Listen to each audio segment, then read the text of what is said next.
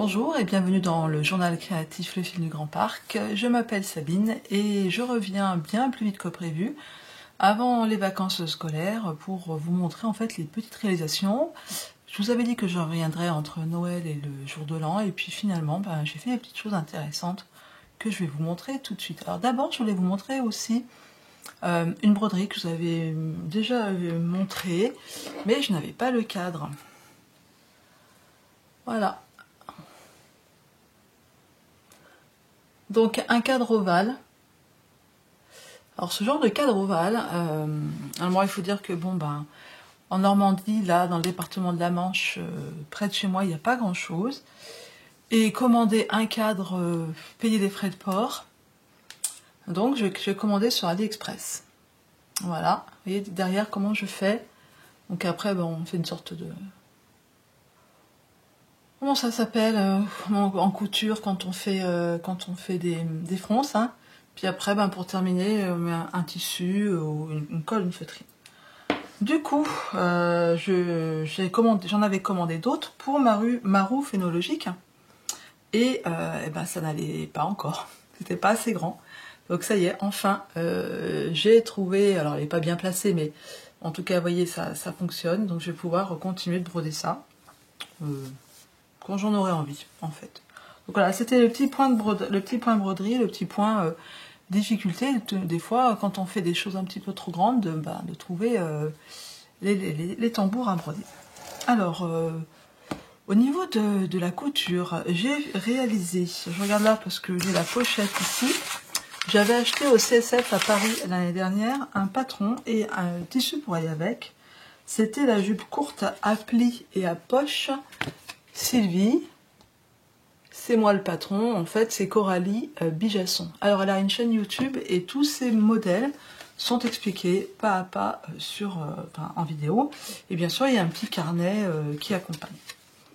Donc j'ai taillé cette jupe en 42 pour ma fille. Je lui ai montré parce qu'elle n'est pas encore auprès de moi. Et j'ai pas pu m'empêcher de mettre une petite touche colorée à cette jupe plissée en velours. J'ai mis des poches avec des battes de baseball, petit clin d'œil. Ouais, pourquoi t'as mis ça? Je vais jamais la mettre. Tout ça pour des poches. Bon, en même temps, si je la plie vraiment en deux, il y a un souci. Vous voyez ce que je veux dire? Là, on est moitié. J'ai un souci, c'est que les poches, elles arrivent derrière. Alors, je ne sais pas quand ça sera porté. Mais en tout cas, ouais, pourquoi tu m'as pas fait le patron Burda, jupe droite, toute simple bon, ok. Je me suis quand même enquiquinée à la faire, hein, cette jupe. Hein. Il y a des plis, il y a ces poches, il y a la fermeture invisible. Ici, voilà. Et puis là, j'ai cousu à la main une petite comment ça s'appelle? Une petite pression à la main en fer. Écoutez, quand elle sera là, on verra ce que ça donne. Je la remonte, hein. On verra ce que ça donne, si ça va ou si ça va pas. Parce que j'avais prévu un deuxième coupon que j'ai là. Toujours dans le classique, hein. Pour ma fille, j'ai un deuxième coupon avec un velours un petit peu plus... Je sais pas si vous voyez grand chose. Je vais essayer d'allumer la lumière. Je reviens tout de suite.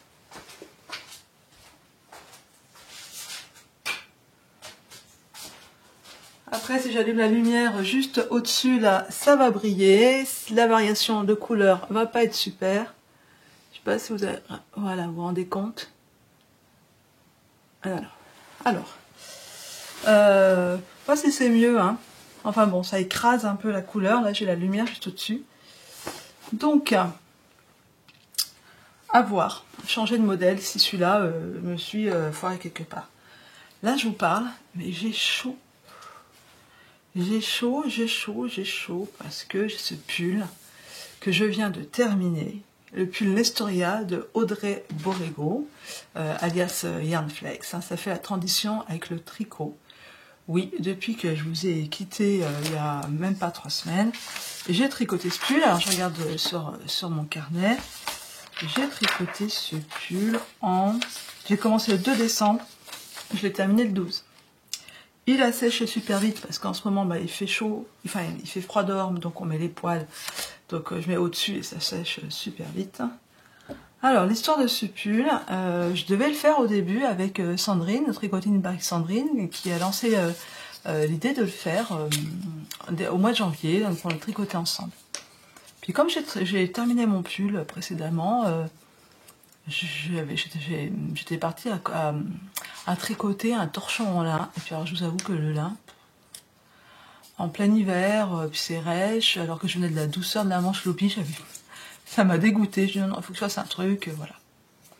Et puis un petit peu dans l'objectif de comment dire, d'écouler un petit peu mon stock, j'écoule des laines que j'ai achetées récemment et des laines beaucoup plus anciennes, dont celle-ci, la Givretta 3 Suisse, composée de, alors quand même, 67% laine et 33% polyamide trilobé, 50 grammes environ, main et machine, se tricote en 2,5 et 3. Il n'y a pas du tout le métrage du fil. Et franchement, le fil, où est-ce qu'il est là? Moi, je tricote pas ça en 2,5, 3. Pour moi, ça ressemble plus à du sport DK. Toujours est-il que je prends le patron Nestoria, que je fais l'échantillon, et que bah, ça passait en 4 mm, c'était très bien, et même, je trouve que c'est même dense, et justement, je vous dis là, hyper chaud. Donc, ce pull Nestoria est un pull gratuit que Audrey Bourrego nous a offert l'année dernière. Alors, je ne sais plus si c'est pour son anniversaire ou pour Noël. Et voilà. Écoutez, je vais l'enlever en direct. Je vais peut-être me reculer pour vous montrer un petit peu quand même. Donc voilà. La hauteur, hein. Il arrive à mi-fesse, pas trop ample, des manches bien longues. J'ai utilisé toutes les pelotes que j'avais, c'est-à-dire 10 pelotes de 50 grammes, moins 5 grammes. Voilà. Donc si on part sur la DK, j'ai utilisé 500, ouais, ça fait 500 mètres. Ouais, est-ce que ce sera de la DK? Entre la DK et de la sport, je vous dis, 500 grammes. La DK, ouais, ça ferait 500 grammes x 2, ouais, ça ferait 1000 mètres de fil. Voilà, à peu près. Mais écoutez, je vais vous l'enlever parce que, voilà. Ouh, voilà, puis comme ça, de l'occasion, vous montrer mon t-shirt de Noël. Quand même, minimum. Alors, ce patron est gratuit, donc c'est pour ça que je me permets de lire les notes et de vous dire un petit peu la construction, parce que du coup, vous savez qu'une fois terminé, vite oublié. On commence avec une quarantaine de mailles, parce que moi j'ai pris la taille 1, 2, 3, la 4e taille. On commence par une quarantaine de mailles. On fait de l'épaule droite, on fait la courbure, il y a des petits rangs raccourcis. On coupe le fil, on met en attente. On fait pareil pour l'épaule gauche. Donc c'est pratique quand il y a des rangs raccourcis, parce que voilà, pas besoin de mettre de boutons ou quoi que ce soit, on sait tout de suite où on est. Hein, ça creuse l'encolure, c'est parfait. Donc on fait ça, on joint les épaules, on fait l'épaule gauche et l'épaule droite, on joint les épaules gauche et les épaules droites derrière, et on commence à tricoter un petit peu le dos. On descend, pour ma part j'ai descendu 20 cm, non 17 cm, on coupe le fil, on met en attente, et on recommence le même travail pour le devant gauche et le devant droit. On fait des tirs en raccourci pour les courbures d'épaule. Voilà. On joint les devants. C'est ça. On joint le devant et le dos après. Et c'est parti. On déroule en jersey tout le long. On reprend les manches. On reprend donc les mailles sous les manches en rajoutant des mailles dessous pour les anses. Moi j'ai rajouté 5 mailles. Après, on reprend les mailles pour le col. C'est très bien expliqué. Il y a exactement le nombre de mailles que vous devez prendre. Et pareil, et puis c'est fini. Alors, la petite particularité de ce tricot, c'est que les côtes, c'est 3, je me trompe pas, 3 mailles en vert, 2 mailles en bois, 3 mailles en... non. 2, j'y arrivais. 3 mailles en droit, 2 mailles en vert. Ouais, c'est ça. Non, 4 mailles en droit, 2 mailles en vert, 3 mailles en droit, 1 maille en vert. Alors après, c'est la petite litanie qu'on se répète. C'est en côte torse. Alors, je l'ai fait pour... qu'est-ce que je l'ai fait là? Je l'ai fait pour je sais plus lesquels. Mais franchement, avec ce matériau, cette laine, où est-ce qu'on va voir qu'il y a des côtes torse, hein? Je vais enlever la lumière, hein, c'est pas possible.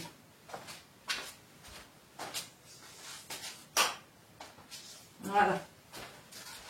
Ça sera peut-être un petit peu plus sombre, mais je pense que c'est mieux. On voit mieux. Voilà, où est-ce qu'on va voir les côtes torse avec ce blanc chiné noir, hein. Donc les 67% c'est la laine, c'est noir, et puis les 33%, choses comme ça, c'est le blanc polyamide. Vous voyez pas, mais ça brille quoi. Alors ça picote, je l'ai mis ce matin la première fois, ça picote un petit peu hein, au niveau des bras, hein, parce que dessous j'avais mon t-shirt. Donc ça picote un petit peu au niveau des bras, puis au petit bout d'un moment, la peau, la laine se réchauffe et tout va bien. Et ouais, je pense que voilà, c'est un pull, un bon pull chaud d'hiver, quoi. Voilà. Donc cette laine où je l'ai eu, eh ben je dirais pas l'adresse exacte, mais chez un fournisseur officiel à Charavine, donc ma maman. Il y avait 10 pelotes, j'ai dit 10 pelotes, j'en ferai quelque chose. J'avais peur que ça suffise pas pour un pull, mais bon, finalement, impeccable. Je suis hyper contente de ce pull. Il y a un troisième pull qui verra le jour cet hiver. Pas un quatrième, hein, parce qu'après, il faut les porter. Donc, avoir 40 pulls, ça m'intéresse pas. Et donc, après, je pourrais en faire pour les autres, mais... voilà. Enfin bon, pour continuer et terminer avec le tricot, j'avais succombé donc au Cal Mystère de Lysandre Ourdin. J'ai terminé juste hier le 4e indice. Je pense spoiler personne parce que l'indice est sorti il y a déjà plusieurs jours. Alors je vous montre bien les deux chaussettes. Alors le principe, c'est une chaussette en point texturé. On part avec les côtes, ici, avec des côtes torse, ce que je déteste. Mais j'ai fait l'effort. J'aurais pas fait un rang de plus. Hein. Il y en avait 12 ou 14, je sais plus, j'en ai pas fait un rang de plus. Après, il y a des grilles, je vais vous montrer, parce que c'est un patron gratuit et disponible sur Ravelry. Après, elle a fait un boulot superbe, vous voyez, avec les grilles. Tout bien détaillé. Là-bas, c'est la dernière étape. Donc, vraiment accessible débutant, parce que à part 2 mailles ensemble, des jetés, des mailles en vert, des mailles en droit, il n'y a rien d'autre. Il y a juste à suivre les grilles, qui sont très bien faites, très bien expliquées. En plus, Lysandre Ourdin, à chaque fois, a sorti sur sa chaîne une vidéo où elle tricote avec vous la chaussette. Donc, si vous voulez vous lancer dans une paire de chaussettes, allez-y, les yeux fermés. Ah tiens, celle-là, je l'ai mis à l'envers. Regardez le talon. Donc, on fait un certain nombre de rangs. Moi, avec le recul, j'aurais, parce qu'on termine avant de faire le talon, avec des côtes torse, j'aurais dû rallonger pour rallonger la tige. Je regrette un peu. J'aurais dû vraiment rallonger. Donc, on fait le talon renforcé vraiment entre guillemets commun. On glisse une maille, on tricote, on glisse une maille en aller-retour. Et puis de l'autre côté, on fait des mailles en vert. On fait des petites diminutions. Puis après, on va reprendre les mailles, ici. Et puis, c'est reparti. Donc, on a des grilles pour le dessus, même des petites trous, c'est mignon. Des petites côtes de deux, des petites briques. Voilà, des petites choses vraiment simples. Puis le dessous en jersey. Donc, bon, on a envie d'avancer, tout simplement. On est là, on avance, on avance, on avance. Et puis, à la fin, là, elle donne l'indication... suivant la mesure de votre pied, de faire plus ou moins des côtes torse longs. Donc elle s'arrête au rang 60 et 62. Moi j'en ai fait encore 4, je l'ai essayé, je l'ai passé, puis bon, ça va le faire avec après Après la pointe, qu'on termine par un grafting en 8. Alors elles sont à l'envers, je vais les remettre à l'endroit, c'est là. Avec 8 mailles de chaque côté. Alors moi, jusqu'à ce qu'on diminue, qu'on a 18 mailles, j'étais avec mes petites aiguilles, celle-ci.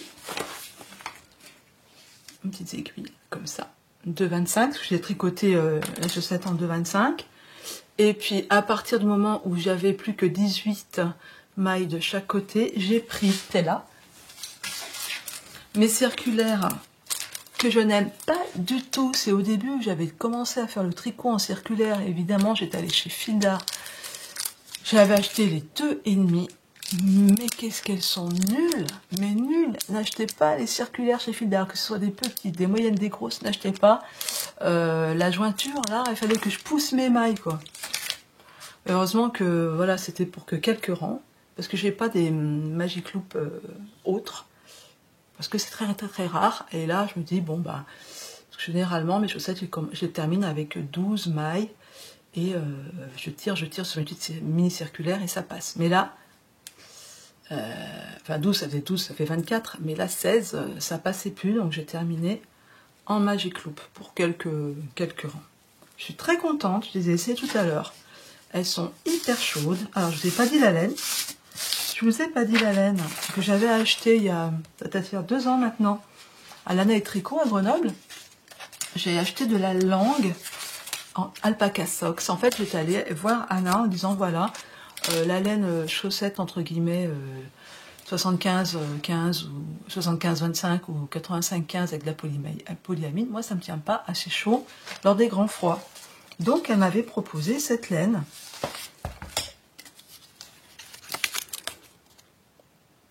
de la Alpaca Socks.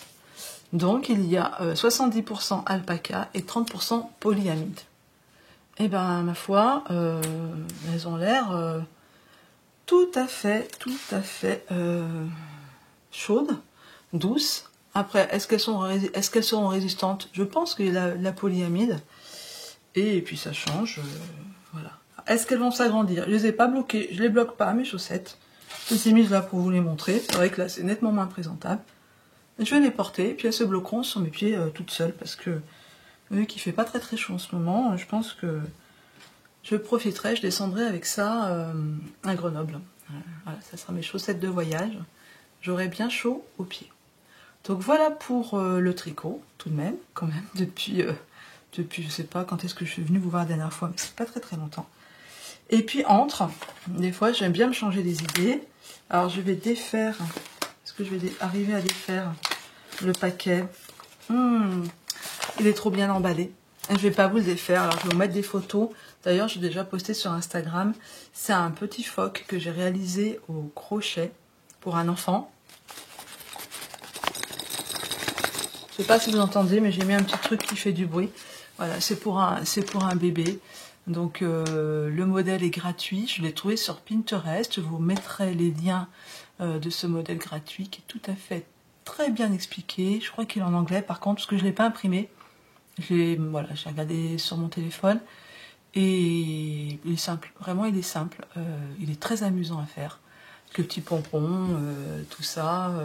On fait le corps, hein, on commence par la tête, après il y a le cou, on descend, on bourre, on diminue en dessous, puis après on fait les petites nageoires derrière, et les deux petites pattes nageoires, et puis après on fait le bonnet.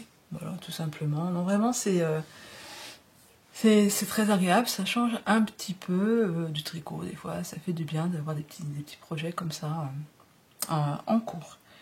Voilà, bah écoutez, c'est un petit épisode bien court, l'occasion pour moi de vous dire Merry Christmas, joyeux Noël, en tout cas le plus agréable pour vous, passer des bons moments en famille ou pas, avec des amis, ou tout simplement prendre du bon temps pour vous.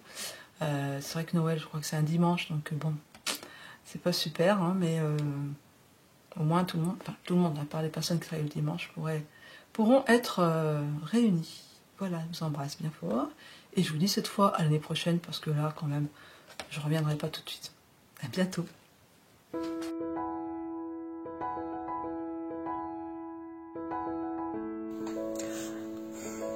finalement, j'avais oublié de vous parler, je reviens vers vous. Là, je suis dans mon atelier, je castonne des petites choses. Et je voulais vous parler en fait des vlogs, des vlogmas que je suis. Ils sont assez nombreux parce que voilà, faut arriver à avoir du temps pour les regarder. Alors j'ai pris mes notes. Alors je regarde. Alors ce que j'aime bien dans tous ces vlogmas, on peut me dire ouais bon tu n'aurais pas la même chose. Ben non, chaque personne qui propose des vlogmas ont des univers bien différents. Et voilà, c'est ce que j'aime beaucoup. Alors on va commencer par Tricoting by Sandrine.